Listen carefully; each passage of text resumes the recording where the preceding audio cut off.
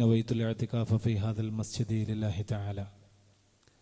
അള്ളാഹുവിൻ്റെ പൊരുത്തത്തിലായി ജീവിക്കുന്ന സത്യവിശ്വാസികളുടെ കൂട്ടത്തിൽ നമ്മയൊക്കെ ഉൾപ്പെടുത്തി തെരുമാറാവട്ടെ. നമ്മിൽ നിന്ന് വന്നു പോയിട്ടുള്ള തെറ്റുകുറ്റങ്ങൾ അള്ളാഹു നമുക്ക് മാപ്പ് ചെയ്ത് തെരുമാറാവട്ടെ.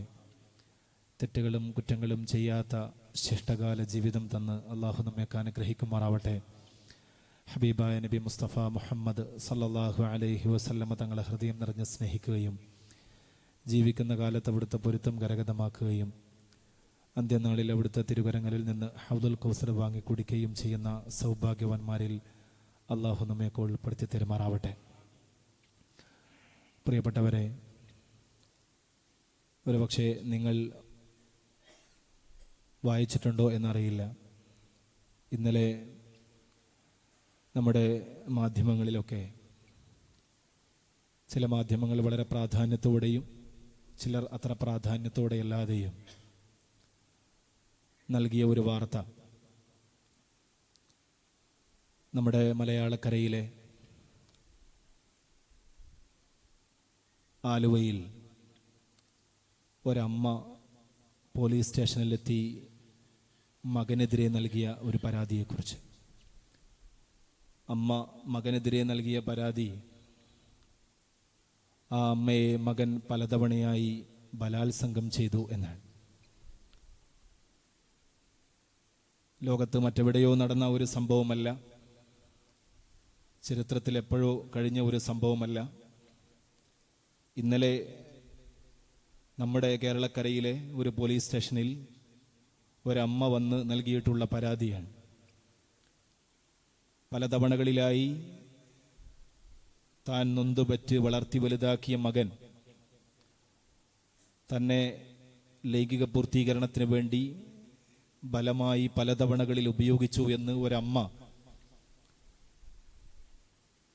നമ്മുടെ നാട്ടിലെ ഒരു പോലീസ് സ്റ്റേഷനിൽ ചെന്ന് പരാതി പറയുക എന്നതിനെ നമ്മൾ വായിക്കേണ്ടി വരുന്നു എന്നിടത്താണ് അങ്ങനെ ഒരു നിലയിലേക്ക് സമൂഹം എത്തിപ്പെട്ടതിൻ്റെ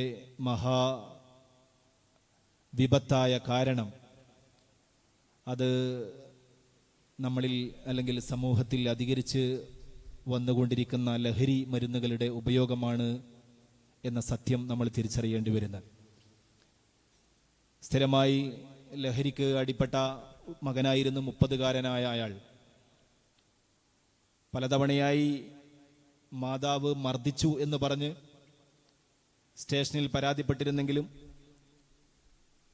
ഒരമ്മയും മകനുമായുള്ള ബന്ധത്തിൻ്റെ പേരിൽ ഇതിനു മുമ്പേ തന്നെ ഇയാളെ പോലീസ് സ്റ്റേഷനിൽ നിന്ന് വെറുതെ വിട്ടിരുന്നു എന്നുകൂടി അതിൻ്റെ വാർത്തയുടെ ബാക്കി ഭാഗമായി നമ്മൾ വായിക്കണം. സഹിക്കവയ്യാതെ അവസാനം ആ അമ്മ അത് തുറന്നു പറഞ്ഞു.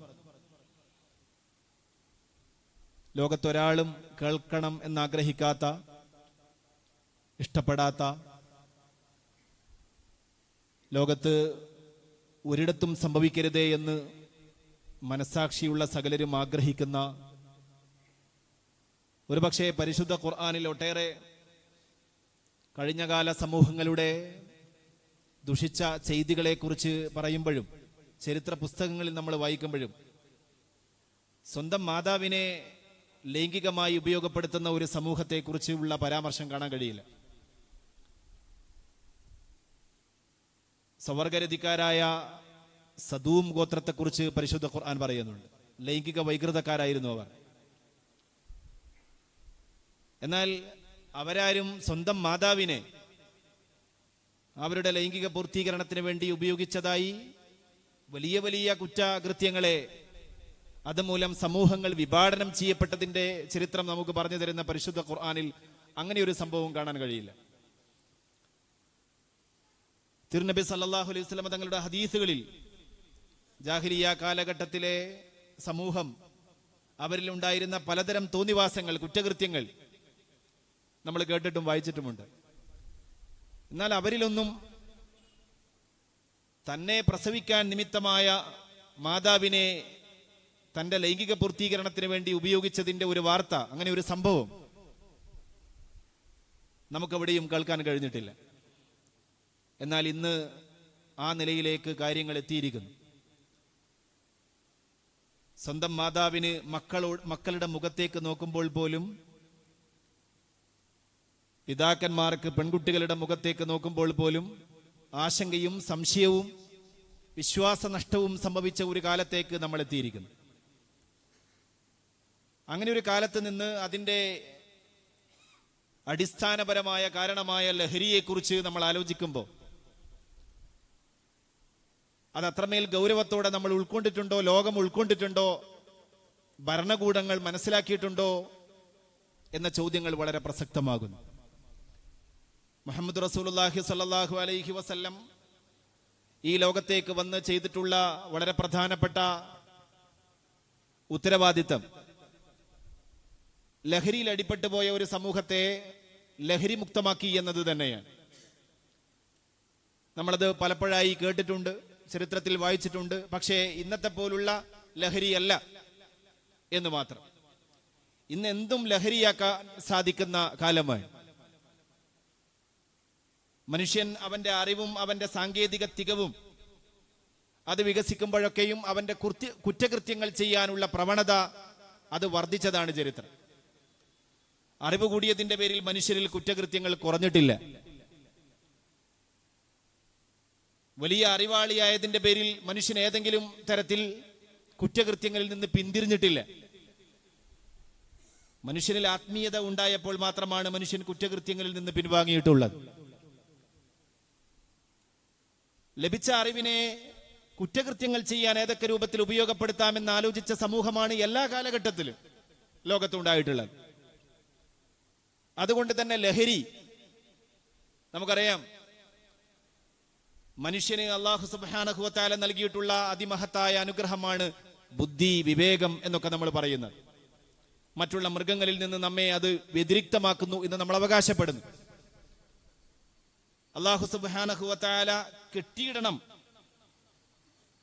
എന്ന് പഠിപ്പിക്കുന്ന തരത്തിൽ അറബി ഭാഷയിൽ അഖല എന്നാണ് ബുദ്ധിക്ക് പറയാറുള്ളത്. കെട്ടിയിട്ടു എന്നാണ് അഖല എന്ന് പറഞ്ഞാൽ. കെട്ടിയിടേണ്ട സാധനം എന്നാണ് അഖൽ, ബുദ്ധി. നിശ്ചിതമായ നിയന്ത്രണങ്ങളിൽ റെസ്ട്രിക്ഷൻ നൽകി പിടിച്ചു നിർത്തേണ്ട മഹാനുഗ്രഹമാണ് അഖൽ എന്ന് പറയുന്നത്.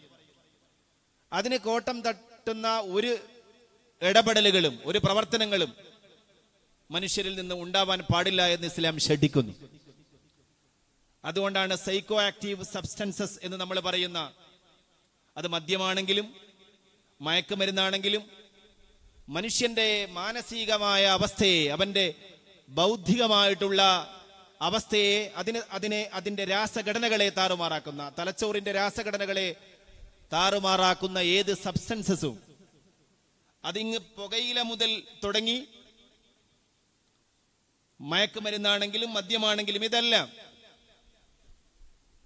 എത്രമാത്രം അപകടകരമാണ് എന്നും അതുമായി ബന്ധപ്പെട്ട് പ്രവർത്തിക്കുക എന്നത് എന്തുമാത്രം നിഷിദ്ധവും അള്ളാഹുവിനെ സംബന്ധിച്ചിടത്തോളം അവന്റെ ശാപ ലബ്ധിക്ക് നിമിത്തമാണ് എന്നും മതം പഠിപ്പിക്കുകയാണ് ചെയ്തത്. മുഹമ്മദ് റസൂലുള്ളാഹി സ്വല്ലല്ലാഹു അലൈഹി വസല്ലം തങ്ങൾ തന്നെ പറഞ്ഞത്, ലഅനല്ലാഹു, അല്ലാഹു സുബ്ഹാനഹു വ തആല ശപിച്ചിട്ടുണ്ട്, അല്ലാഹു ശപിച്ചിട്ടുണ്ട്, അൽ ഖംറ, കള്ളിനെ ശപിച്ചിട്ടുണ്ട്, വശാരിബഹാദ്, കുടിക്കുന്നയാളെ ശപിച്ചിട്ടുണ്ട്, വസാഖിയഹാദ്, വിളമ്പുന്നയാളെ ശപിച്ചിട്ടുണ്ട്, വബായിഅഹാദ്, വിൽക്കുന്നയാളെ ശപിച്ചിട്ടുണ്ട്, വമുബ്തഅഹാദ്, വാങ്ങുന്നയാളെ ശപിച്ചിട്ടുണ്ട്, വആസിറഹ, അത് നിർമ്മിക്കുന്നയാളെ ശപിച്ചിട്ടുണ്ട്, വമുഅ്തസിറഹ, അത് നിർമ്മിക്കാൻ ആവശ്യപ്പെടുന്നയാളെ ശപിച്ചിട്ടുണ്ട്. തീർന്നില്ല, വഹാമിലഹ, അത് ചുമന്നു കൊണ്ടുപോകുന്നയാളുകളെ ശപിച്ചിട്ടുണ്ട്, വൽ മഹ്മൂലത ഇലൈഹി, അത് ആരിലേക്കാണോ ചുമന്നു കൊണ്ടുപോകുന്നത് അവനെ ശപിച്ചിട്ടുണ്ട്, വാക്കില സമനിഹ, അതിന്റെ പണം, അതിലൂടെ ലഭിക്കുന്ന ലാഭം അത് ഭക്ഷിക്കുന്നയാളെയും ശപിച്ചിട്ടുണ്ട്. 10 വിഭാഗത്തെ എണ്ണി പറഞ്ഞുകൊണ്ട് റസൂലുള്ളാഹി സ്വല്ലല്ലാഹു അലൈഹി വസല്ലം ഇങ്ങനെ അതുമായി ഏതെങ്കിലും തരത്തിൽ ബന്ധപ്പെടുന്നതിനെ അള്ളാഹുവിന്റെ ശാപലബ്ധിക്ക് കാരണമായിട്ടാണ് റസൂലുള്ളാഹി സ്വല്ലല്ലാഹു അലൈഹി വസല്ലം പഠിപ്പിച്ചിട്ടുള്ളത്. നിങ്ങൾ നോക്കൂ, വ്യക്തിപരമായ പ്രയാസങ്ങൾ, കൗടുംബികമായ പ്രശ്നങ്ങൾ, സാമൂഹ്യമായ പ്രശ്നങ്ങൾ എല്ലാം ഒരു പ്രവൃത്തിയിലൂടെ ഒരാൾക്ക് നേടിയെടുക്കാൻ കഴിയുമെങ്കിൽ അത് ലഹരിയുടെ ഉപയോഗമാണ്. ലഹരി ഉപയോഗം കാരണം ലോകത്തെ ഏകദേശം 60 മുതൽ 70 വരെ ശതമാനം ആളുകൾ മയക്കുമരുന്നിനെ മാത്രം ഒറ്റപ്പെടുത്തി വായിക്കരുത് എന്നതാണ് ഇസ്ലാമിന്റെ പക്ഷം. അത് മദ്യമാണെങ്കിലും മയക്കുമരുന്നാണെങ്കിലും സൈക്കോ ആക്റ്റീവ് സബ്സ്റ്റൻസസ് ആയി എന്തൊക്കെ ഉണ്ടോ, മനുഷ്യന്റെ തലച്ചോറിന്റെ രാസഘടനയിൽ വ്യത്യാസം വരുത്തുന്ന എന്തൊക്കെ വസ്തുക്കളുണ്ടോ അതാണ് കുല്ലു മുസ്കിരിൻ ഹറാം. ഇസ്കാർ ഉണ്ടാക്കുന്ന, ബുദ്ധിക്ക് തകരാറുണ്ടാക്കുന്ന, ചിന്തിക്കാനുള്ള അവന്റെ ശേഷിയെ നഷ്ടപ്പെടുത്തുന്ന എല്ലാം നിഷിദ്ധമാക്കിയിരിക്കുന്നു എന്ന് പറഞ്ഞു. 60 മുതൽ 70 വരെ ശതമാനം ആളുകൾ ലോകത്തെ ജനസംഖ്യയുടെ 60 മുതൽ 70 വരെ ശതമാനം ആളുകൾ ഏതെങ്കിലും തരത്തിലുള്ള സൈക്കോ ആക്റ്റീവ് സബ്സ്റ്റൻസസ് ഉപയോഗിക്കുന്നു എന്നാണ് കണക്ക്. അത് ഒന്നുകിൽ ബീഡി വലി, സിഗരറ്റ് വലി അങ്ങനെയുള്ളതാകാം, അല്ലെങ്കിൽ മദ്യവുമായി ബന്ധപ്പെട്ട ഉൽപ്പന്നങ്ങളാകാം, അല്ലെങ്കിൽ ഇപ്പോൾ വ്യാപിച്ചുകൊണ്ടിരിക്കുന്ന മയക്കുമരുന്നാകാം. എല്ലാം ഗൗരവത്തോടെ തന്നെ കാണേണ്ട കാര്യമാണ്. ബുദ്ധിക്ക് തകരാറുണ്ടാക്കുന്ന സകലത്തിനെയും ഗൗരവത്തോടെ തന്നെ കാണേണ്ടതാണ്. 40 ലക്ഷം ആളുകളാണ്, 4 കോടി ആളുകളാണ് 2023 ഇപ്പോ ഈ 2025 പുറത്തു വന്ന കണക്ക് പ്രകാരം 2023 4 കോടി ആളുകളാണ് മയക്കുമരുന്നുമായി ബന്ധപ്പെട്ട ഡിസോർഡറുകൾ, ശാരീരികമായ മാനസികമായ ഡിസോർഡറുകൾ ചികിത്സിക്കാൻ വേണ്ടി എത്തിയത്. 4 കോടി മനുഷ്യർ ലോകമെമ്പാടും. ഓരോ ദിവസവും വ്യക്തിപരമായും കൗടുംബികമായും സാമൂഹ്യമായും ലോകത്ത് സൃഷ്ടിക്കപ്പെടുന്ന പ്രശ്നങ്ങളുടെ അടിസ്ഥാന കാരണം അത് ഈ പറയുന്ന സൈക്കോ ആക്റ്റീവ് സബ്സ്റ്റൻസസ് ആണ്. അതൊരു സത്യമാണ്. വ്യക്തിപരമായി എന്ന് പറയുമ്പോൾ മനുഷ്യന്റെ ശരീരത്തിൽ രോഗമുണ്ടാക്കുന്ന, കരളിന് രോഗം ബാധിക്കുന്നു, തൊണ്ടയുടെ ക്യാൻസറിന് കാരണമാകുന്നു, അതുപോലെ തന്നെ പലതരം മാനസികമായ പ്രയാസങ്ങൾ ഉണ്ടാക്കുന്നു. ഒരു വ്യക്തിയെ സംബന്ധിച്ചിടത്തോളം അവന്റെ ജീവിതത്തെ ക്രമാനുഗതമായി ഘട്ടം ഘട്ടമായി വളരെ അപകടകരമായ ഭീഷണമായ ഒരു സാഹചര്യത്തിലേക്ക് തള്ളിവിടുന്നു. ചിലപ്പോൾ അവൻ അത് കാരണം വലിയ മാഫിയകളുടെ ഭാഗമായി തീരുന്നു.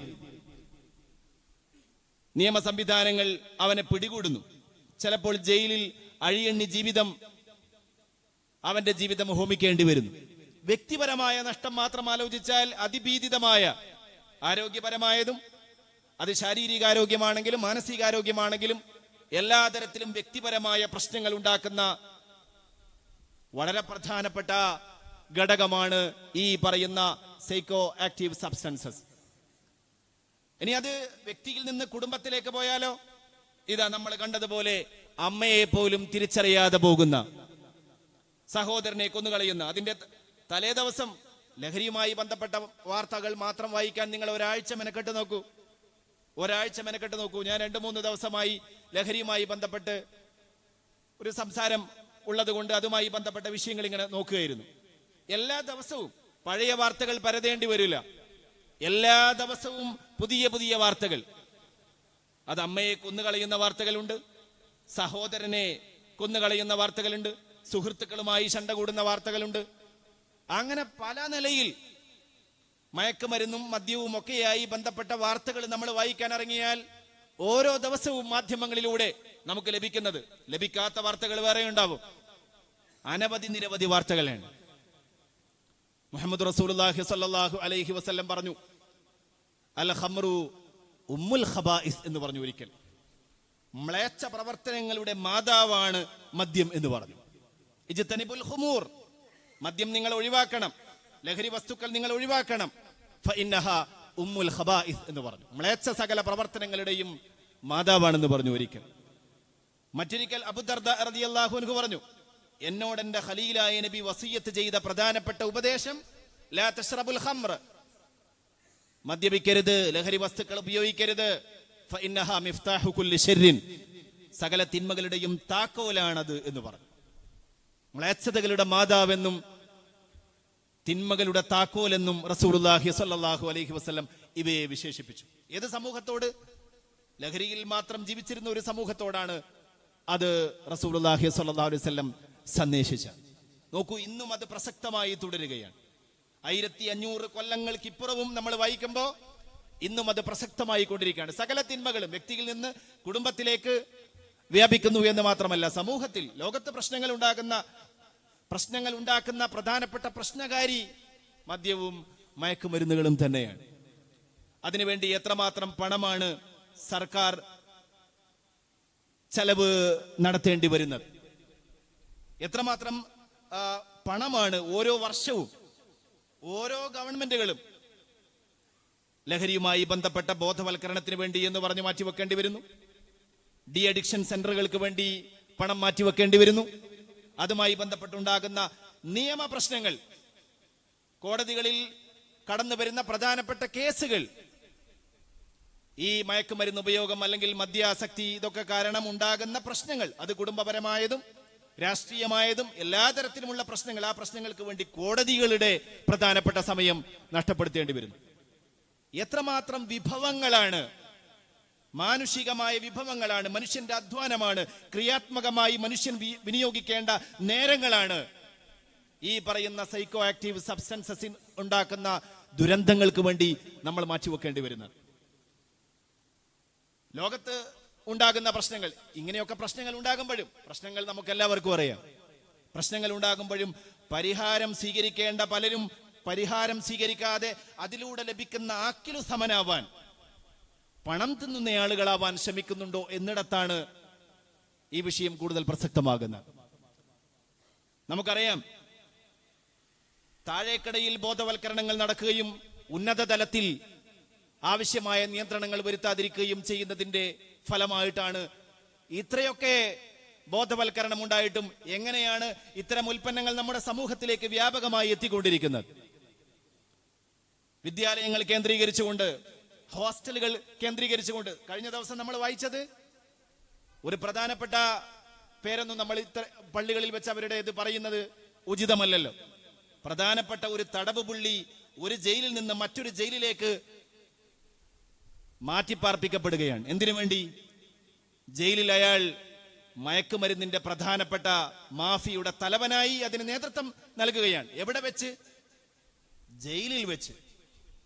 സകല നിയന്ത്രണങ്ങളുമുള്ള ഒരു ജയിലിൽ കൊലപാതക കുറ്റത്തിന് വേണ്ടി ശിക്ഷിക്കപ്പെട്ട് തടവിൽ കഴിയുന്ന ഒരാൾക്ക് ജയിലിൽ വെച്ചുകൊണ്ട് മയക്കുമരുന്ന് വിപണനത്തിന്റെ നേതൃത്വം വഹിക്കാൻ കഴിയുന്നു എന്നിടത്താണ് നമ്മുടെ ഭരണകൂടങ്ങളൊക്കെ എന്തുമാത്രം പരാജയമാണ് ഈ വിഷയത്തിൽ എന്ന് നമ്മൾ മനസ്സിലാക്കേണ്ടത്. അതുകൊണ്ട് എല്ലാ ഭാഗത്തു നിന്നുമുള്ള നിയന്ത്രണങ്ങൾ ഉണ്ടാവണം. ആരെയെങ്കിലും കുറ്റപ്പെടുത്തിയത് കൊണ്ടാവില്ല. എല്ലാവരും അവരാലാവുന്ന നിയന്ത്രണങ്ങൾ, അത് വീട്ടിൽ നിന്ന് തുടങ്ങണം, വ്യക്തിയിൽ നിന്ന് തുടങ്ങണം. വ്യക്തിയിൽ ഉണ്ടാവേണ്ടത് തസ്കിയത്താണ്, പടച്ചറബിനെ കുറിച്ചുള്ള ബോധമാണ്. ഇന്നമാ യുരീദു ശൈത്താനു അൻ യുഖിഅ ബൈനകുമുൽ അദാവത വൽ ബഗ്ളാഅ ഫിൽ ഖംറി വൽ മൈസർ വയസുദ്ദകും അൻ സബീലില്ലാഹ്. പരിശുദ്ധ ഖുർആൻ പറയുന്നുണ്ട്, മദ്യം നിരോധിച്ച വചനത്തെ തുടർന്നാണ് ഇത് പറയുന്നത്. എളുപ്പത്തിൽ നിരോധിക്കാൻ കഴിയാത്ത ഒരു കാര്യമായതുകൊണ്ടാണല്ലോ ഘട്ടം ഘട്ടമായി റസൂലുള്ളാഹി സ്വല്ലല്ലാഹു അലൈഹി വസല്ലം തങ്ങൾക്ക് അത് നിരോധിക്കാൻ കഴിഞ്ഞത്. ഒറ്റയടിക്ക് നിങ്ങൾ മദ്യം ഉപയോഗിക്കരുത് എന്ന് പറയുന്നതിന് പകരം അവരിൽ അള്ളാഹുമായുള്ള ബന്ധമുണ്ടാക്കി തസ്കിയത്ത് ഉണ്ടാക്കിയെടുത്തതിന് ശേഷം, പള്ളിയുമായും ദീനുമായും നിസ്കാരവുമായും ബന്ധമുണ്ടാക്കിയെടുത്തതിന് ശേഷം അവരിൽ നിന്ന് തന്നെ ആവശ്യം ഉന്നയിക്കുന്ന സാഹചര്യം ഉണ്ടാവുകയാണ്. അവരുടെ മനസ്സിൽ ബോധമുണ്ടാവുകയാണ്, ഇത് എനിക്ക് ഭീഷണിയാണ്, എന്റെ ആരോഗ്യത്തിന് ഭീഷണിയാണ്, എന്റെ കുടുംബ ബന്ധങ്ങൾക്ക് ഭീഷണിയാണ്, മൂല്യങ്ങളുടെ തകർച്ചക്ക് നിമിത്തമാവുന്ന മഹാവിപത്താണ്, ഇത് സമൂഹത്തിൽ പ്രശ്നമുണ്ടാക്കുന്ന ഒരു കാര്യമാണ് എന്ന് ഓരോ വ്യക്തിയും തിരിച്ചറിയുന്നിടത്ത് നബിയെ, ഇനി ഞങ്ങളെ ഇത് ഉപയോഗിക്കുന്നതിൽ നിന്ന് അങ്ങ് തടയണം എന്ന് ഒരു സമൂഹം വന്ന് ഇങ്ങോട്ട് ആവശ്യപ്പെടുന്ന നിലയിൽ ആ സമൂഹത്തെ സംസ്കരിക്കുകയായിരുന്നു മുഹമ്മദ് റസൂലുള്ളാഹി സ്വല്ലല്ലാഹു അലൈഹി വസല്ലം ചെയ്തത്. നിസ്കാരവുമായി അവർ ബന്ധപ്പെട്ടപ്പോൾ അള്ളാഹുമായുള്ള മുനാജാത്തിന്റെ ലഹരി അവർക്ക് അനുഭവിക്കാൻ കഴിഞ്ഞപ്പോ അവർക്ക് അവരുടെ ശരീരത്തെ നശിപ്പിക്കുന്ന, അവരുടെ ജീവിതത്തെ നശിപ്പിക്കുന്ന, അവരുടെ ബന്ധങ്ങളെ നശിപ്പിക്കുന്ന ലഹരി ഒഴിവാക്കണമെന്ന തോന്നൽ അവരുടെ ഉള്ളിൽ രൂപപ്പെടുകയാണ് ഉണ്ടായത്. അതുകൊണ്ട് നമ്മൾ ഒരു സമൂഹം എന്നുള്ള നിലയിൽ നമുക്കറിയാം, നമ്മുടെ സമൂഹത്തിലെ പേരുകൾ നമ്മൾ ഈ വാർത്തകളിൽ എമ്പാടും വായിക്കുന്നുണ്ട്. നമുക്ക് കണ്ണടച്ച് ഇരുട്ടാക്കാൻ കഴിയില്ല. നമ്മുടെ സമൂഹത്തിൽപ്പെട്ട ആളുകളുടെ, മുസ്ലിം നാമധാരികളായിട്ടുള്ള ആളുകൾ എമ്പാടും ഇത്തരം കേസുകളിൽ പിടിക്കപ്പെടുന്നവരുടെ കൂട്ടത്തിലുണ്ട്. ഒരു സമൂഹം എന്നുള്ള നിലയിൽ നമ്മൾ കൂടുതൽ ജാഗ്രത ആവേണ്ടതുണ്ട്. ഉമ്മുൽ ഖബായിസ് എന്ന് നമ്മുടെ നേതാവ് പഠിപ്പിച്ചിട്ടുള്ള ഒരു കാര്യം, മിഫ്താഹു കുല്ലി ശർ എന്ന് അവിടുന്ന് ചേർത്ത് പറഞ്ഞിട്ടുള്ള ഒരു കാര്യം, നിങ്ങൾക്കിടയിൽ ശത്രുതയുണ്ടാക്കാനും പ്രശ്നങ്ങൾ ഉണ്ടാക്കാനും ഉള്ള പൈശാചികമായ ശ്രമമായിട്ട് വേണം മയക്കുമരുന്നുകളെയും ലഹരി ഉപയോഗങ്ങളെയും നിങ്ങൾ കാണാൻ എന്ന് പറഞ്ഞ പരിശുദ്ധ ഖുർആന്റെ ആളുകളായിട്ടുള്ള നമ്മളിൽ കൂടുതൽ ജാഗ്രത ഉണ്ടാവണം. പ്രത്യേകിച്ച് ആരും ഉപയോഗിക്കുന്നത് ഇതിന്റെ ദുരന്തങ്ങൾ മനസ്സിലാക്കാതെയൊന്നുമല്ല എന്നതാണ് ശരി. ദുരന്തങ്ങൾ കൂടുതൽ മനസ്സിലാക്കുന്നതിന് മുമ്പേ തന്നെ ചെറിയ കുട്ടികളിൽ മിഠായി രൂപത്തിൽ പോലും വിതരണം ചെയ്യുന്ന, അങ്ങനെയൊക്കെ എത്ര കേസുകളാണ് പിടിക്കപ്പെട്ടത്. മിഠായിയുടെ രൂപത്തിൽ ആദ്യത്തെ മരുന്ന് നൽകപ്പെട്ട് കഴിഞ്ഞാൽ നമുക്കറിയാം ഇത് ഉണ്ടാക്കുന്നത്, പ്രത്യേകിച്ച് സിന്തറ്റിക് ആയിട്ടുള്ള മരുന്നുകൾ ആർക്കും ഏത് രൂപത്തിലും വീട്ടിൽ വെച്ച് ഉണ്ടാക്കാൻ സാധിക്കുന്ന തരത്തിലാണ്.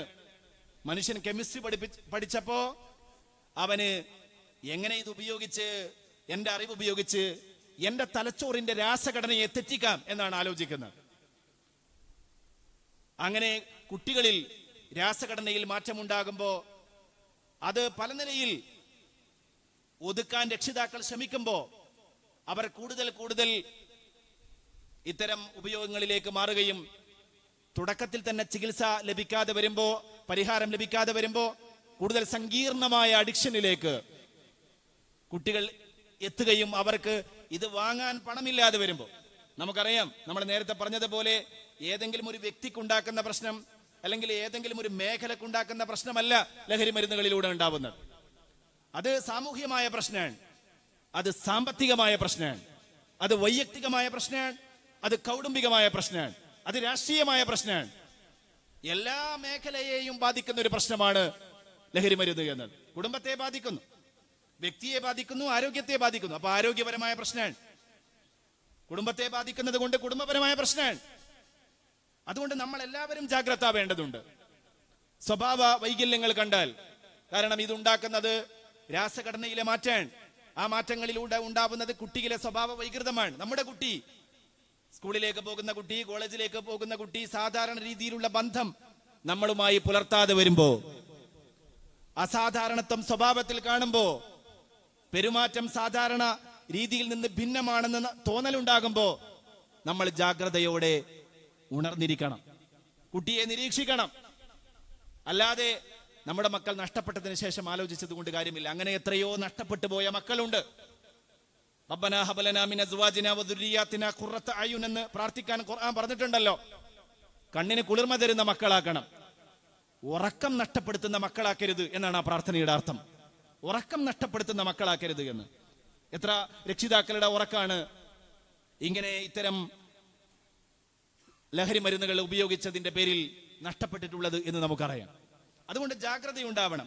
സ്വഭാവ മാറ്റങ്ങൾ, അതുപോലെ തന്നെ പണം, പോക്കറ്റ് മണി കൂടുതലായി ആവശ്യപ്പെടുന്ന സാഹചര്യം ഉണ്ടാകുമ്പോൾ, പണം കൊടുക്കാതെ വരുമ്പോ അവർ കൂട്ടുകാരുമായി കൂടുതൽ ബന്ധമുണ്ടാക്കിയെടുക്കുകയും അവർ അങ്ങനെ കാരിയറുകളായി മാറിത്തീരുന്നു. ആർക്കും ഇത് വിപണനം ഇഷ്ടപ്പെട്ടത് കൊണ്ടല്ല ഇതിന്റെ വിൽപ്പനക്കാരനായി മാറിത്തീരുന്നത് കുട്ടികൾ. നമ്മൾ കാണുന്നുണ്ടല്ലോ, പോലീസ് സ്റ്റേഷനുകളുമായൊക്കെ ബന്ധപ്പെടുമ്പോ എത്രയെത്ര കുട്ടികളാണ് അന്വേഷണത്തിന്റെ ഭാഗമായി പോലീസ് സ്റ്റേഷനുകളിൽ ദിനേനയെന്നോണം എത്തുന്നത്.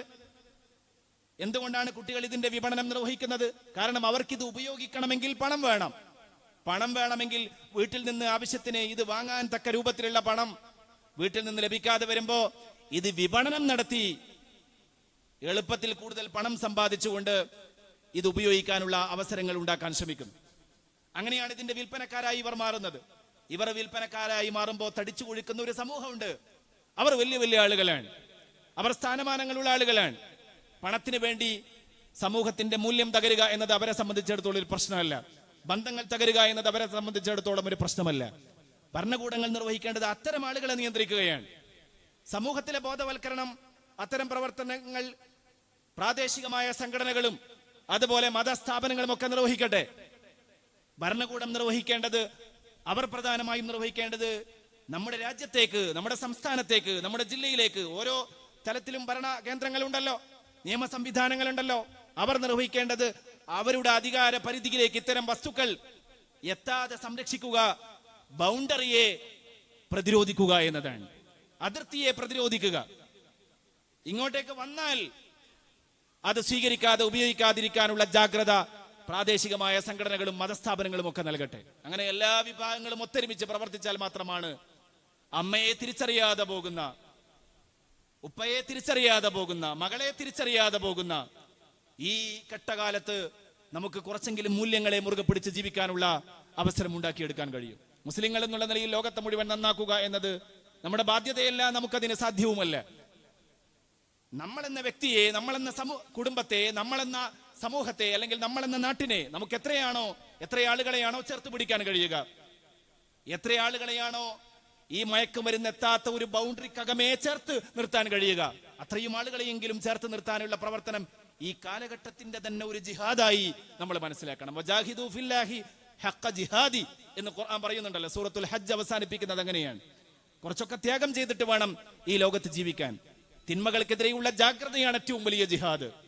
തിന്മകൾക്കെതിരെ നമ്മൾ സ്ഥാപിക്കുന്ന പ്രതിരോധമാണ് ഏറ്റവും വലിയ ധർമ്മസമരം എന്ന് നമ്മൾ മനസ്സിലാക്കണം. അതുകൊണ്ട് നമ്മുടെ കുടുംബത്തിൽ, നമ്മുടെ അയൽപക്കത്ത് ഇത്തരം വിവരങ്ങളൊക്കെ വരുമ്പോ ഇതുമായി ബന്ധപ്പെട്ട് എത്ര വകുപ്പുകളാണ്, എത്ര സംഘടനകളാണ്, ഇഷ്ടം പോലെ ഉണ്ടല്ലോ.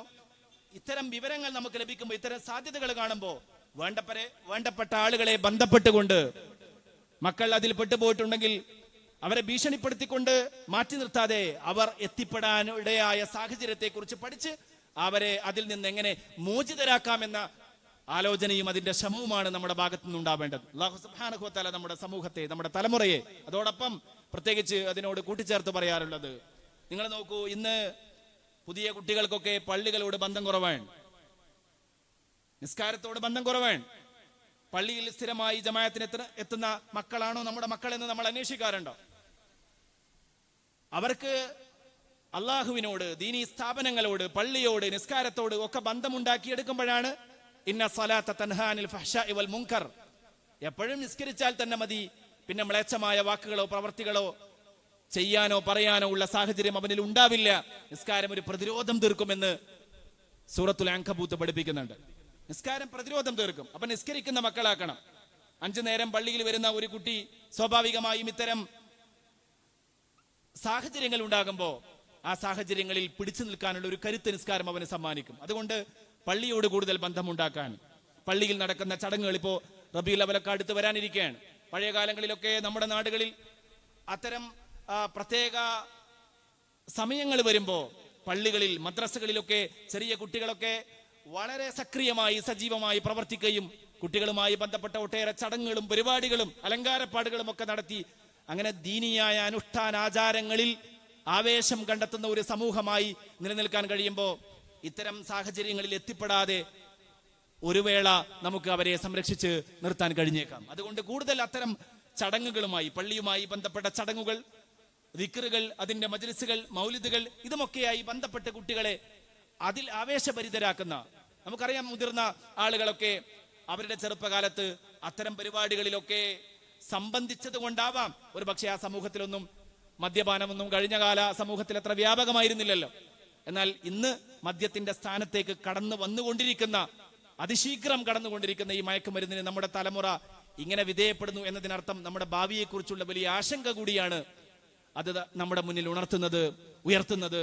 അതുകൊണ്ട് കൂടുതൽ ജാഗ്രതയോടെ, കൂടുതൽ ശ്രദ്ധ, നമുക്ക് ചെയ്യാനാവുന്നത് നമ്മൾ ചെയ്യുക എന്നതാണല്ലോ. നിങ്ങൾക്ക് എന്താണോ കഴിവുള്ളത്, നിങ്ങൾക്ക് ഏത് രൂപത്തിലാണോ പ്രതിരോധിക്കാൻ കഴിയുക, അതിന്റെ പരമാവധി നിങ്ങൾ ചെയ്യുക. അതാണ് അള്ളാഹു നമ്മളോട് ആവശ്യപ്പെട്ടിട്ടുള്ളത്. നമുക്ക് ചെയ്യാൻ, ഉപദേശിക്കാൻ കഴിയുന്നിടത്ത് ഉപദേശിക്കുക, പ്രതിരോധിക്കാൻ കഴിയുന്നിടത്ത് പ്രതിരോധിക്കുക, വിവരം ചോർത്തിക്കൊടുക്കാൻ കഴിയുന്നിടത്ത് ചോർത്തിക്കൊടുക്കുക. അതൊക്കെയാണ് നമുക്ക് ചെയ്യാൻ കഴിയുക. ചെയ്യാൻ കഴിയുന്നതിന്റെ പരമാവധി ഈ വിഷയത്തിൽ ചെയ്തില്ലെങ്കിൽ പടച്ച റബ്ബിന്റെ മുന്നിൽ റബ്ബിങ്ങനെ 10 വിഭാഗത്തെ എണ്ണിപ്പറഞ്ഞ് ശപിച്ചിട്ടുള്ള, അത്രയേറെ ഗൗരവത്തോടെ പരിശുദ്ധ ഖുർആനും തിരുഹദീസുകളും പഠിപ്പിച്ചിട്ടുള്ള ആ മഹാവിപത്തിൽ അതിന്റെ കാരണക്കാരായി, അല്ലെങ്കിൽ ആക്കിലു സമനായി നമ്മൾ മാറിപ്പോകും. അല്ലാഹു സുബ്ഹാനഹു വ തആല അതിൽ നിന്ന് നമ്മെ, നമ്മുടെ നാടിനെ, നമ്മുടെ തലമുറയെ അല്ലാഹു കാത്തുരക്ഷിക്കുമാറാവട്ടെ എന്ന് ദുആ ചെയ്തുകൊണ്ട് എൻ്റെ വാക്കുകൾ അവസാനിപ്പിക്കുന്നു. ഒരു സഹോദരി സൈനബ എന്ന് പറയുന്ന ഒരു സഹോദരി വെന്റിലേറ്ററിലാണ് എന്ന് പറഞ്ഞ് ഇപ്പോൾ ജുമന്റെ തൊട്ട് മുമ്പ് വിളിച്ചിരുന്നു. വളരെ പ്രയാസകരമായ അവസ്ഥയിലാണ് ആ കുടുംബമുള്ളത്. അവർക്ക് വേണ്ടി പ്രത്യേകം ദുആ ചെയ്യാൻ വേണ്ടി പറഞ്ഞിട്ടുണ്ട്. അല്ലാഹു സുബ്ഹാനഹു വ തആല അവർക്ക് എത്രയും പെട്ടെന്ന് ആജിലായ ശിഫ അല്ലാഹു പ്രദാനം ചെയ്യുമാറാവട്ടെ. എന്ത് അസുഖമാണെങ്കിലും അല്ലാഹു സുഖപ്പെടുത്തി കൊടുക്കുമാറാവട്ടെ. അവരുടെ പ്രയാസത്തിൽ